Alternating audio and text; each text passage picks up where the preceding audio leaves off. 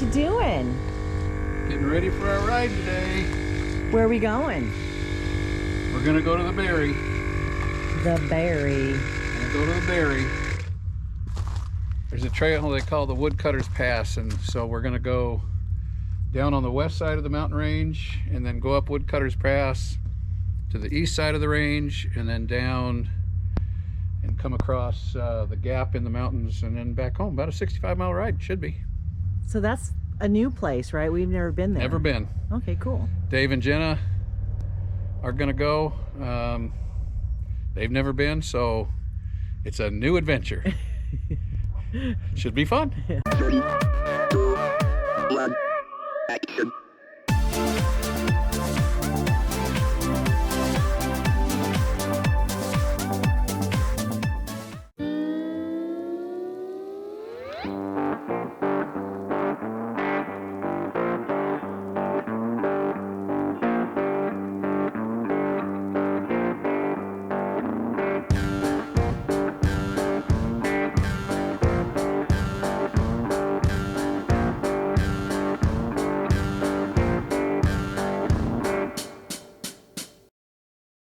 Not a very good way to start a ride.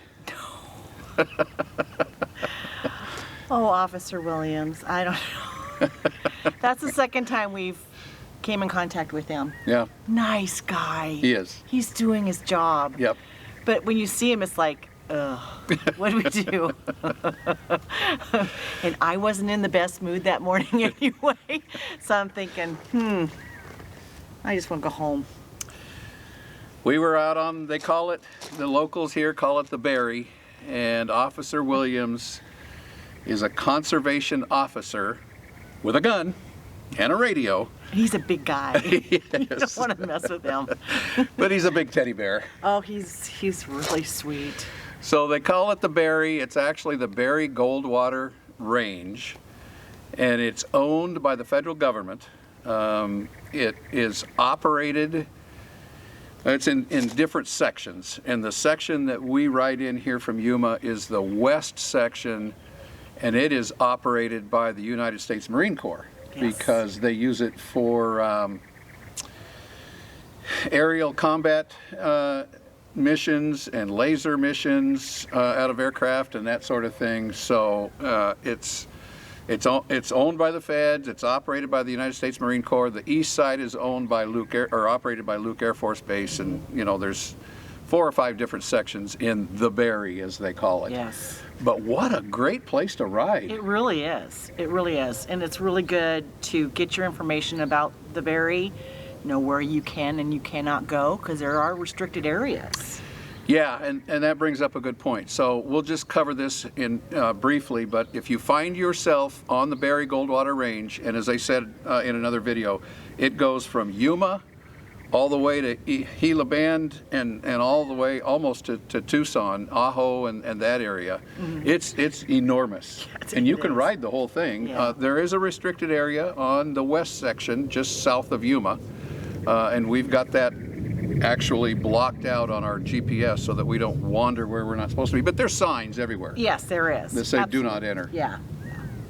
But because it's a military operation, they require you to register before you go out on the range. So anyone that's 18 years or older must register each and every year for access to the range. That's right. And it's an easy one. You can get online, you can register, you register with all of your personal information. You register, and then they require you to watch, I think it's a safety video, and I don't remember how long it is. It's probably 12 minutes or so long. But you have to watch a safety video, and then you're good for 12 months. So now you're registered. So you register your vehicle, the type, the color, the license plate number, if you have a license plate, and then each individual person must also register to get on the range. Yeah.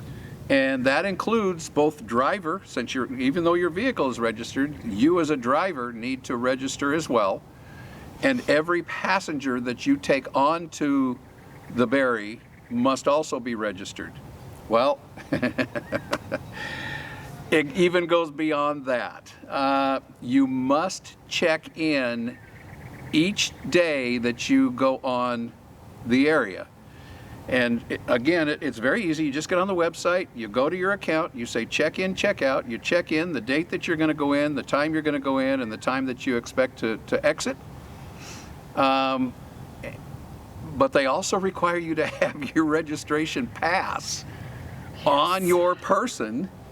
And I didn't have mine. she didn't. I did. She didn't. And so what and Officer Williams actually gave us really good advice. If you're going to go on the Barry, and this is good advice anywhere that you need to register, Right.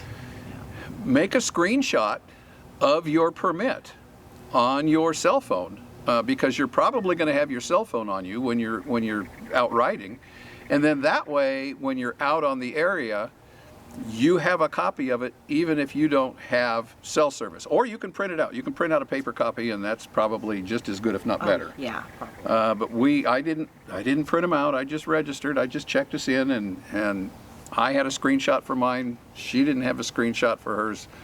He let us off with a warning, and it's a $200 fine Yes. if you don't follow the rules. For something that's free. Yeah. So register. So anyway, we had all our paperwork in order for the most part, and he was very accommodating and very informative, and we just wanted to share that information with you guys in case you find yourself in that situation. And I'm sure there's other places around the country that are going to require registration, check-in, check-out too, so it's probably a good idea to have a screenshot on your phone. Yes.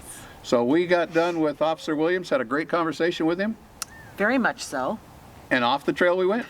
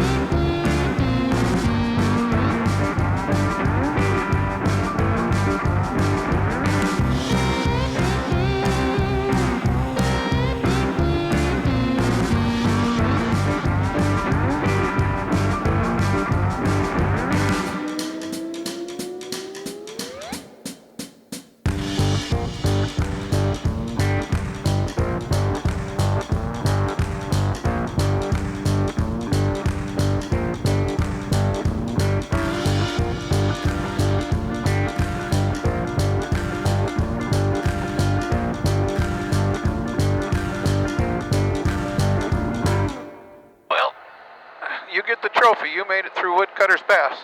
Woohoo! You did good, honey. That definitely was not on my bucket list, but I'm going to put it on my bucket list so I can scratch it off.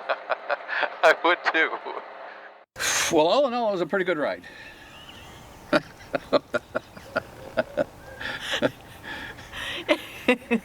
I'm really glad I can say that I went on that with you.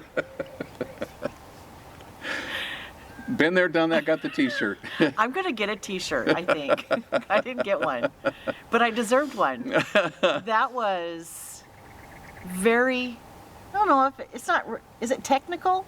Would you consider it technical? It's not really technical, but I just kept thinking, when is this going to end? Because it was rocks after rocks and narrow, and you see vehicles flipped over on the side, and it was interesting. But I'm really glad I got to do it. But you were in a mood in the morning. I was in such an awful mood. I didn't feel that great anyway, you know, and we were going with our friends, and then she bowed out. And I'm like, and then Officer Williams stopped us, and yeah, it was not a good morning for me. So I was kind of, Are you having fun, honey? Not really, but that's okay. Can't have fun all the time. But now that we look back on it, yeah, I'm glad I did it. yeah. So Woodcutter Pass, they call it Woodcutter Pass. It's actually Dripping Springs Road that goes through the mountain range from the west or to the east, or the east to the west, whichever way you decide to take it. It's not technical, but it's rocky. It is rocky. It's rocky. You are probably, I'm going to say 50% of the time, you are in the wash. At least. With, if not more. with river rock. I mean, they're big, Yes, big river rock. Big river rock. And it was, Yeah. it was constant. It was pretty rough. And what did Officer Williams say when he stopped us? Because he says, "Where are you going to head?" And we told him, and I said, "Do you have any pointers?" And what did he say? Do you have any gloves? What? So you can crawl out of it? And I'm thinking, what are we doing? Where are you taking me? You know, and he made it worst case scenario. He said he could walk it faster than we could ride it. And it's true. I could have walked and had lunch, and then he would have been up on top. Because there's a lot of rock. There is a lot and of it was narrow, and it was A lot of wash. felt like a goat. It's an interesting trail. If you've never done Woodcutters Pass, suspension is the key. It is. Have good tires and have somebody. I mean, I don't think it's technical enough to require a winch. Fortunately, Dave had a winch. We didn't need Yeah. it, but there were some situations there where we got up on some pretty big boulders And don't go by yourself. yeah. No, Have- that's good. Have somebody with you, because Yeah. if you have a flat, or if you have to get towed out, Yeah. and you can't get reception up there in some parts. Yeah. So go with people. There's safety in numbers. And then you can kind of complain and whine. If I had another woman with me, come on. We could have whined together. It probably wasn't my favorite ride, but it was good. I'm glad we did it. Yeah. No, I was very excited to have that flat land. So just to let you know, we got off the trail. We got out of the pass and got on some. I mean, it was pretty good dirt, and we could pick up some speed. And Yeah, he did. And Kelly He said, was so excited. Kelly says, "Oh," I said, "Well, we're back on flatland," and she says, "Oh my gosh," she says, "this would have killed me a year ago," but she says, "I am so happy to see this now." Go fast! Get out of here! But what was really cool is that right when you got to the flat area, there was an area you could pull off, and they had porta potties. Yep, they did. With washing system and Yep. everything. It was really nice. So But the Barry offers a multitude of riding, and so we've done the desert, we've done the flats, we've done the dirt, and now we've done the rock, the washes, and it's there's a variety of riding in Woodcutter or in the Barry, and Yeah. Woodcutters Pass is definitely someplace. Now you can go up there, and there's a couple of old mines up there that you can go visit, and we got kind of a late start, so we just kind of pushed it through, but. yeah. Anyway, I enjoyed it. I had a good time. Yeah, afterwards, Yeah. when we were done, Yeah. I was happy that we did it, even though I was kind of a crybaby. I mean, that's why we spend so much time down here in the Southwest, because we can use our CanAm. Our CanAm is our recreational vehicle, if you will, and Yeah. we really enjoy going out on rides like this, and I mean, we built our fifth wheel around it, for crying out loud. We did, and you all know that. If Yep. you've been around with us for a while, Yep. you saw it.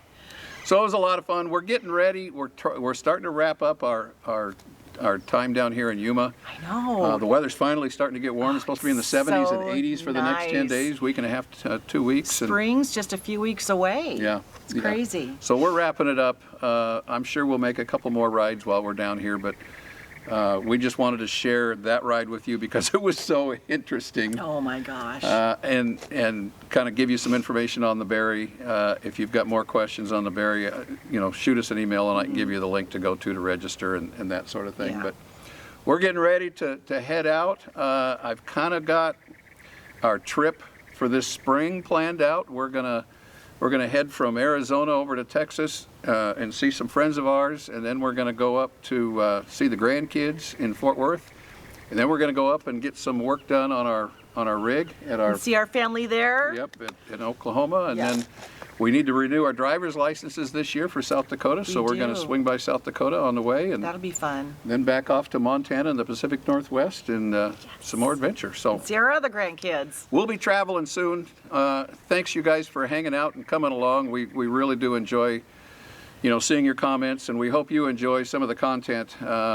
This is our life. This is RV life. This is our journey, and we've been on this journey now for 5 years, and we're just really enjoying it. So we're going to wrap this one up from Yuma, Arizona, It all starts with an idea. and turn those ideas into reality, and then they become lifelong memories, guys. That's right. We'll talk to you next week. Bye. Bye-bye.